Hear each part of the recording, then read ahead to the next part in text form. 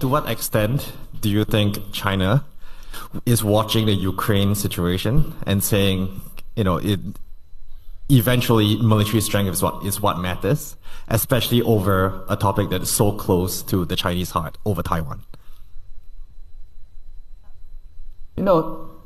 Every Chinese knows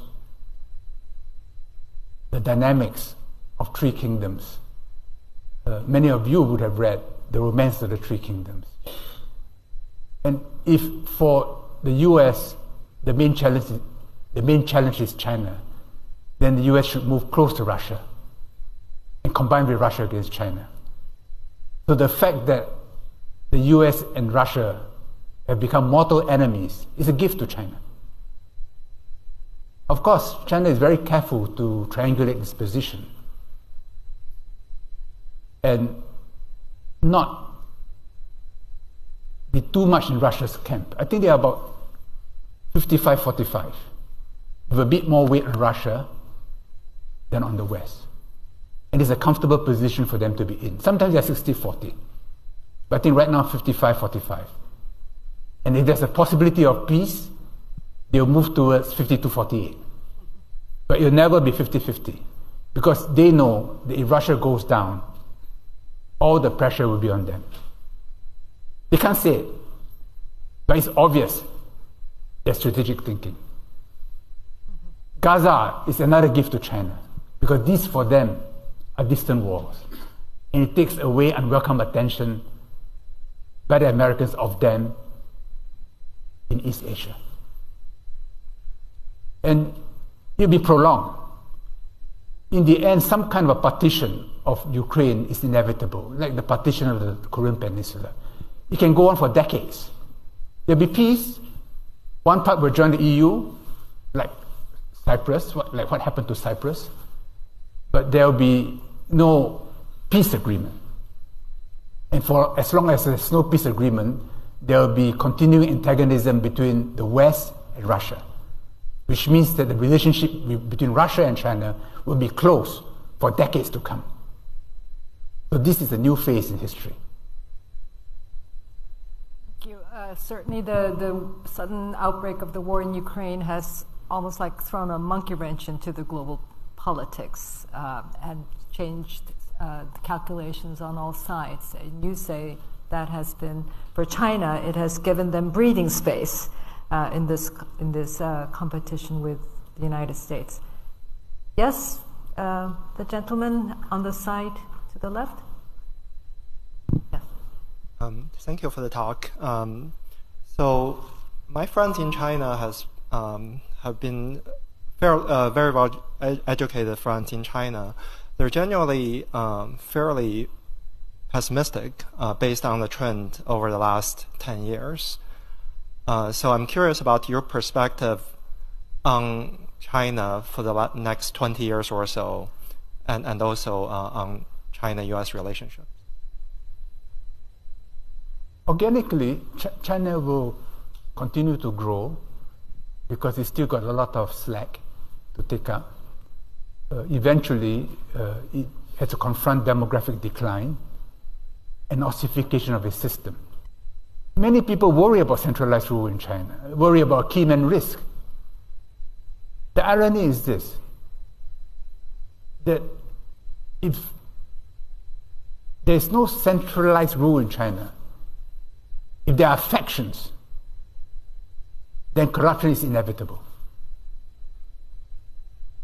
In China, to get around corruption, you have to centralize. But of course, within that central system, sub-factions are now evolving. So this is the dynamic of Chinese society. Every dynasty goes through this progression. China will eventually, but I don't think in the near future. Right now, they're producing more STEM graduates than the rest of the world combined. They are very hardworking people, very high savers. And in many areas, they are formidable. Yes, at the frontier of science, they can't match America. But what they're now saying is, yes, from 0 to 1, it'll be America. But from 1 to 100, it'll be China. Elon Musk has repeatedly hinted about this. He said design is not difficult. The manufacturing is difficult. In other words, to throw up new ideas. Perhaps America has the most fertile ground. But to carry it to fruition across time and space, China may have an advantage in certain industries, India in others.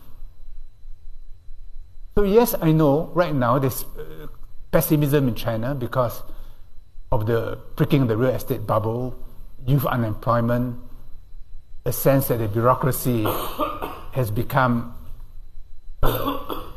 rigid because everyone is afraid. A friend of mine said, when I was at a meeting in Beijing, he said the Beijing is very tense. My reply to him was, since when was the imperial capital not tense? But this is China. And this drama we cannot affect. And it's very difficult for individual Chinese to affect that drama.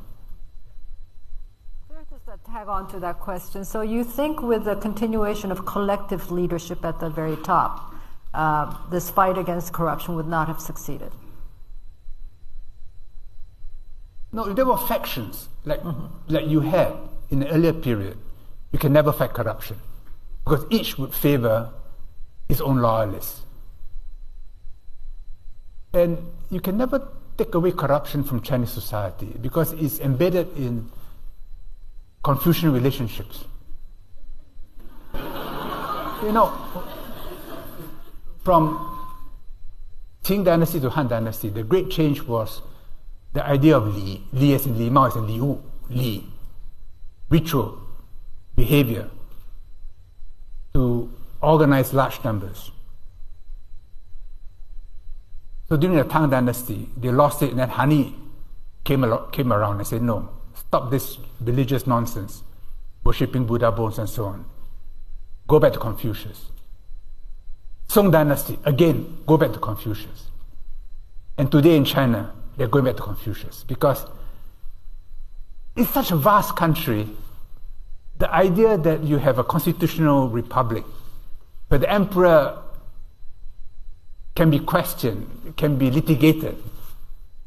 You cannot run Chinese society like that.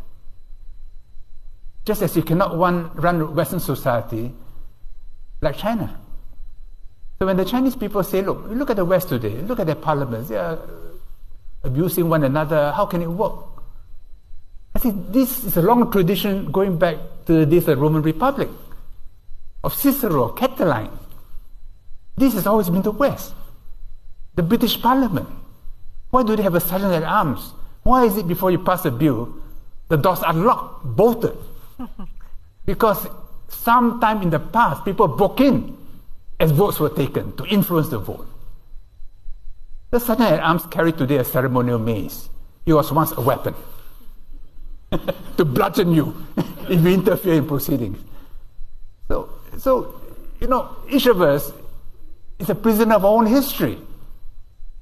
You can't change Islamic society and say, look, depart from the Quran. You will fail. The West will be the West and the East will be the East. Will they meet? Yes, they will meet. And in some ways, they meet in America. As a meta system, which was the original liberal idea. But today, the liberal idea has become doctrinal, has become ideological. But if we can recover that liberal idea of accepting differences and finding commonalities in our differences, then we will have a working meta system which can bring hope to the world. A working meta system.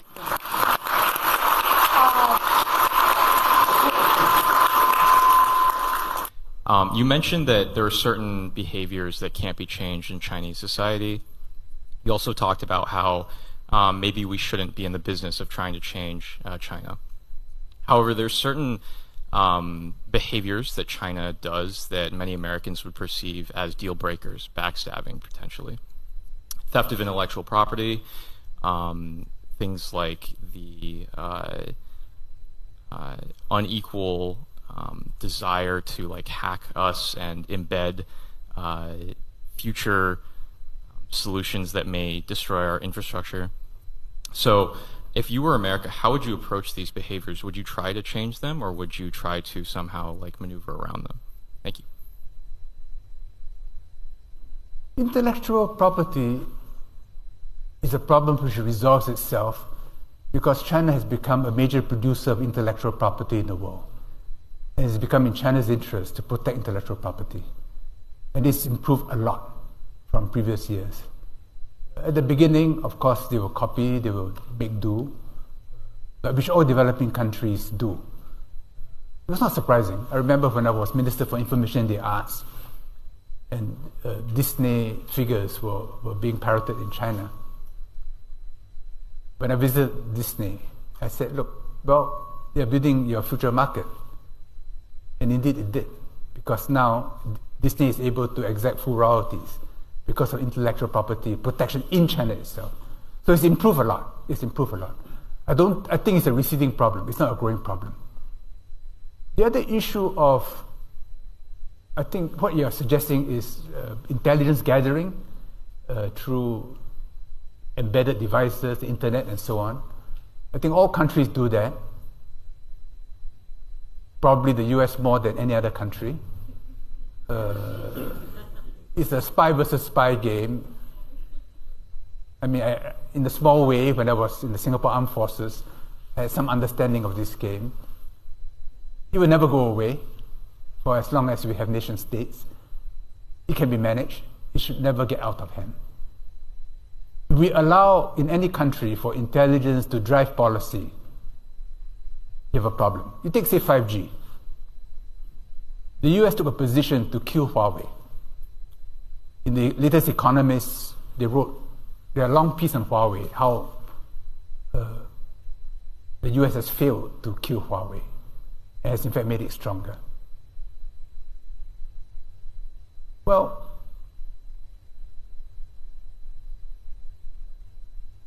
if you say, I want to deny the Chinese a capability to prevent me from doing what I've always done, which is to access everybody's system, then I'm denying Western society also. So today, 5G in the US and Europe is way below 5G in China. So real industry is being affected. When intelligence drives policy, policy is suboptimal. But policy cannot ignore intelligence consideration. So I was in the Army, I was in the Air Force, I was in the Defense Ministry. Then I went over to become Minister for Trade and Industry. I went over to Foreign Affairs. So I see it from both sides. You have to strike a balance between your capabilities and your immunological system. If you have an overwrought immunological system, in the end, you hurt yourself. But this is the phase the West is going through.